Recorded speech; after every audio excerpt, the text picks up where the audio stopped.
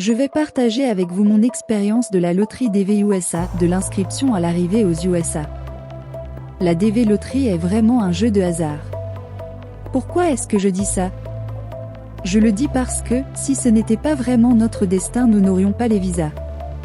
Tout d'abord, lors de l'inscription, mon mari était dans une autre ville. Il n'y avait aucun moyen de se faire photographier pour répondre aux exigences de la photo DV. Nous avons seulement téléchargé une photo sur sa page Facebook, et la photo datait de 5 ans. Bien que le monsieur du cybercafé où on avait fait l'inscription avait retouché la photo. Moi, j'avais tout respecté mais je n'avais pas été sélectionnée. C'est plutôt mon mari pour qui on s'inquiétait de la photo, qui avait été sélectionné. Nous n'avions même pas pris soin de conserver le papier que on nous avait remis après l'inscription, où se trouvait le code de vérification.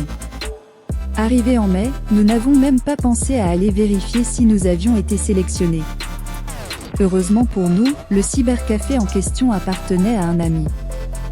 C'est donc lui qui était venu me voir au bureau où je travaillais pour m'informer que mon mari avait été sélectionné et que la procédure de demande de visa devait être lancée pour nous deux.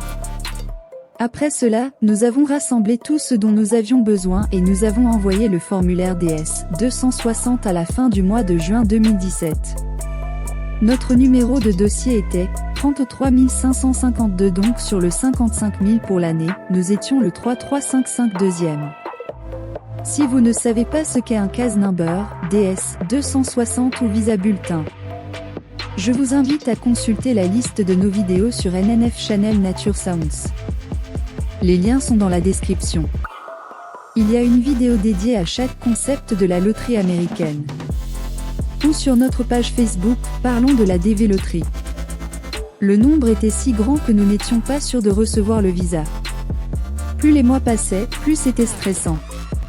D'après le visa bulletin, nous étions courants pour le mois de juin 2018. C'est-à-dire que nous devions avoir l'entretien en juin, mais jusqu'au 3 juillet, nous n'avions même pas encore reçu la deuxième lettre. Voilà l'importance de soumettre le formulaire DS 260 le plus tôt possible. Je vérifiais le statut de notre dossier en ligne tous les matins en me levant et tous les soirs avant d'aller me coucher. Il disait toujours « Votre dossier est en cours de traitement au bureau de KCC.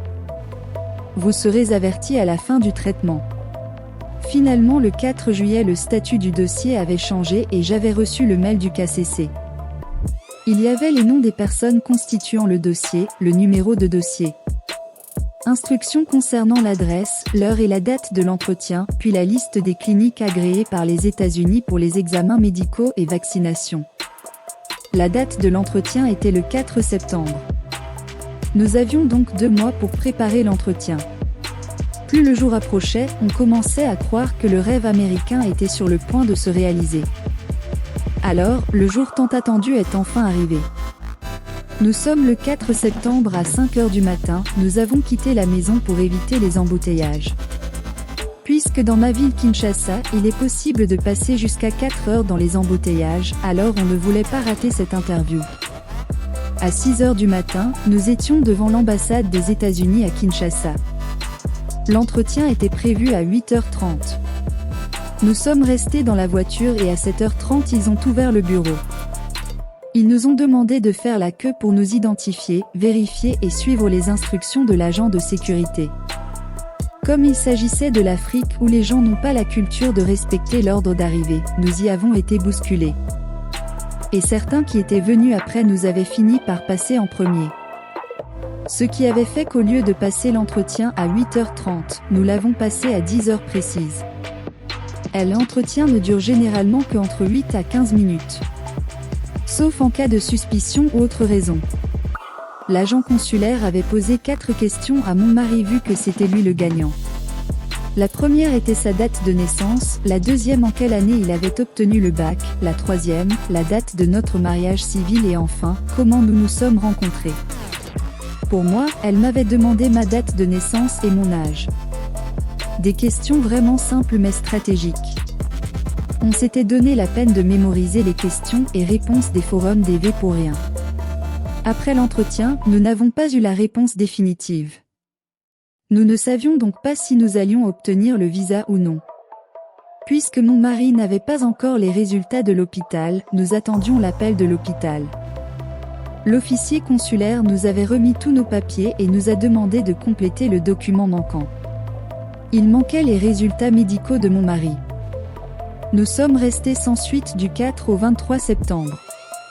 Sachant qu'il clôture la remise des visas DV le 30 septembre, on était inquiets. Mais grâce à Dieu, le 24 septembre l'hôpital nous a enfin appelés. On a récupéré et déposé le dossier à l'ambassade puis le 26, l'ambassade nous a rappelés par téléphone. Ils nous ont demandé d'aller déposer les passeports. C'est donc ce 26 septembre que nous avions obtenu les visas. Avant 4 jours de clôture. Imaginez-vous le niveau d'adrénaline?